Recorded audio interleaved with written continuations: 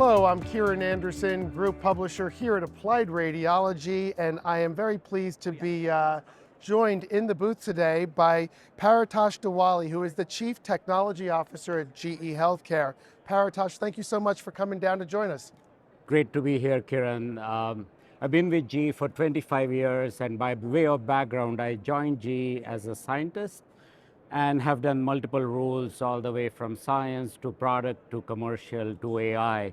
And great to be in this role, driving the future of pharmaceutical diagnostics. And that's what we're really going to talk about, the present and the future of pharmaceutical diagnostics. And there's a lot going on, obviously, at GE HealthCare these days. Some exciting things are in the works. And I'd love for you to talk to us just a little bit about, the overall strategy for the pharmaceutical division over at GE HealthCare. Oh, absolutely. So, as you know, most of imaging procedures require, along with the devices, a contrast media That's right. that is injected in the body, and then you have the digital software for analytics. So in GE Healthcare, we are one of the unique companies that has all three aspects that are being worked on, and my business's mandate is to really work on the pharmaceutical diagnostics.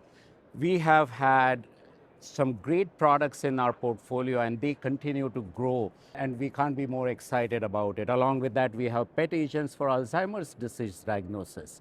So it's tremendous time today for molecular imaging as well as traditional contrast media, both in X-ray, MR, and ultrasound contrast. That's really, really great. And congratulations on the new product launch there as well in the molecular imaging space. And, so as you think about, what you've seen literally over the last 20 plus years, you've got a lot of history at GE, you've seen a lot of changes in this imaging market.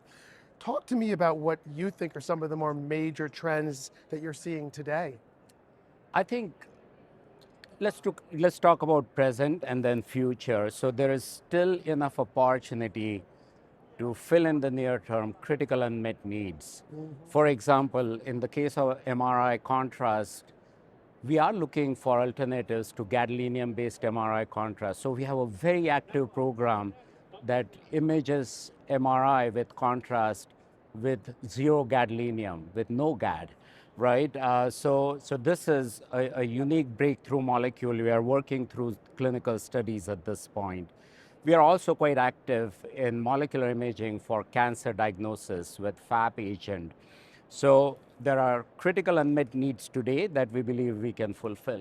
And then as we look at the future, right, the opportunities are limitless because these targeted technologies really can detect and pinpoint at very low concentrations of receptor expression what is happening to the disease state.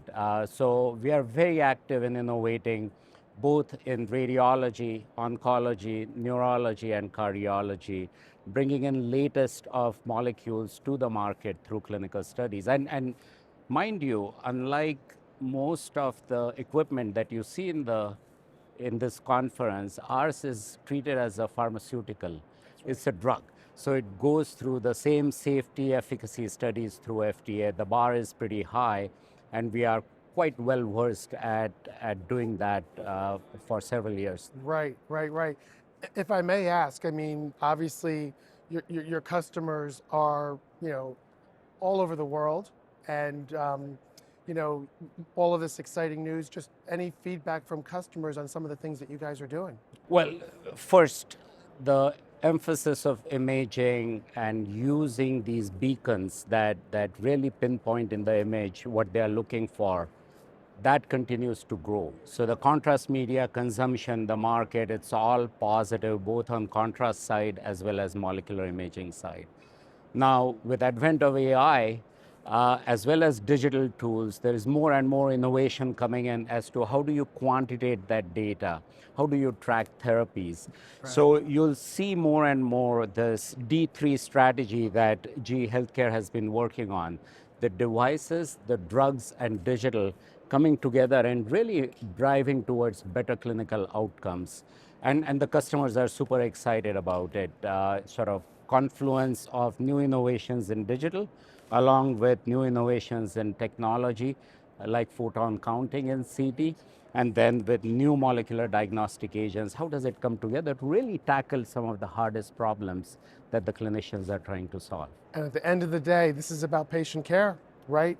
That's where the rubber meets the road. Absolutely, and that's exactly why we get up in the morning and go to work. It's because there's a patient at the end of the line that is waiting for these innovations for diagnosis. Exactly, exactly. So, you hit on something there a moment ago. You mentioned AI and the sort of the digital, component there.